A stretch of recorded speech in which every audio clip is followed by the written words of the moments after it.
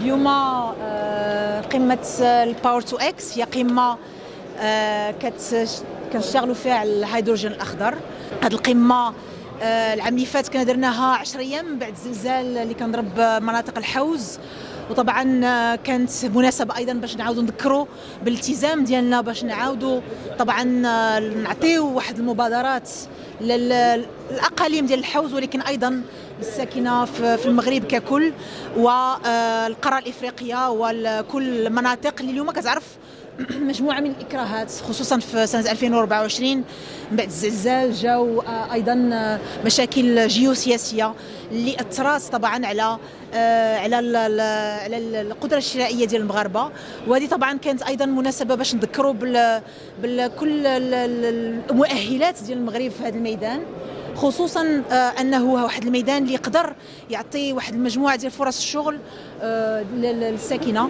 وطبعا كانت ايضا مناسبه باش نعاودوا ننوهوا بالعمل اللي كيقوموا به القطاع العام والقطاع الخاص، وجا حان الوقت اليوم باش نشتغلوا بابتكار ونشتغلوا بطريقه سلسه مع الشركاء ديالنا في القطاع العام والقطاع الخاص، وايضا مع الشركاء ديالنا الاجانب. كانوا مجموعه ديال البلدان اللي كانوا اليوم معنا في هذه القمه. Aujourd'hui, nous avons délivré deux messages importants aux investisseurs dans le domaine de l'hydrogène vert et des énergies renouvelables plus généralement.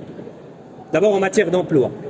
Nous attendons à des créations d'emplois qui avoisinent 10% des besoins du Maroc, c'est-à-dire généralement sur les 300 000 que nous attendons, 30 000 devraient provenir de l'hydrogène vert et des secteurs associés. Mais il y a également des emplois indirects et des emplois induits. Parce que remarquez que l'hydrogène vert impacte le secteur des énergies renouvelables, forcément, l'industrie et la décarbonation de l'industrie, et troisièmement, la mobilité et l'électrification de la mobilité, qui sont des chantiers phares pour notre pays. Et donc, autour de ces trois grands axes, il y a des emplois. Maintenant, le deuxième message, c'est que nous nous sommes déjà préparés, nous avons anticipé par rapport à l'offre en matière de formation, parce qu'il s'agit d'employer des jeunes Marocaines et Marocains qui ont des compétences en la matière. Donc, nous avons déjà 3 instituts spécialisés, ce qu'on appelle des IFMERE, des instituts de formation dans les métiers des énergies renouvelables et de l'efficacité énergétique, un Oujda, un Tanger, un Ourzazat, qui délivrent de très très bonnes formations pour les techniciens et les techniciens spécialisés dans l'éolien, dans le photovoltaïque et dans l'efficacité énergétique. Nous avons également des instituts qui dépendent de l'Office de la formation professionnelle. Il y en a un à Trafaya par exemple, et bien d'autres. Et donc l'idée c'est que le Maroc se prépare au niveau de la feuille de route de l'emploi qui sera annoncée avec la loi de finances, avec des mesures précises pour accompagner les investissements en matière d'appui à l'emploi, que nous faisons partiellement déjà à travers la charte de l'investissement, mais avec des mesures plus spécifiques et plus agressives pour accompagner le secteur. Parce que ce secteur a un business model qui est particulier, qui ne ressemble pas aux industries classiques. Et deuxièmement, une offre en matière de formation. Je pense que les messages sont bien arrivés parce que nous avions en face quelques 1500 acteurs publics et privés, nationaux et internationaux, pour que ces partenariats puissent prendre forme très rapidement, bien sûr pour capitaliser déjà sur la réalité de ce que nous disposons. Je vais vous donner un chiffre pour finir.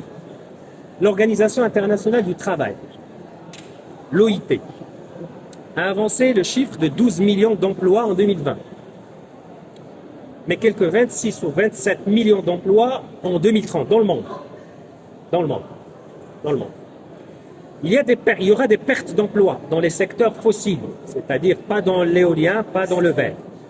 Mais elles ne vont pas dépasser les 6-7 millions. Donc, ce secteur présente de vraies opportunités parce que le nombre d'emplois créés dépasse de très très loin le nombre d'emplois qui peuvent être perdus. D'où la nécessité de la formation professionnelle, de la reconversion, de ce qu'on appelle l'upskilling et le reskilling, sur lequel nous travaillons avec la CGM et avec les partenaires sociaux, avec la réforme de la formation professionnelle continue.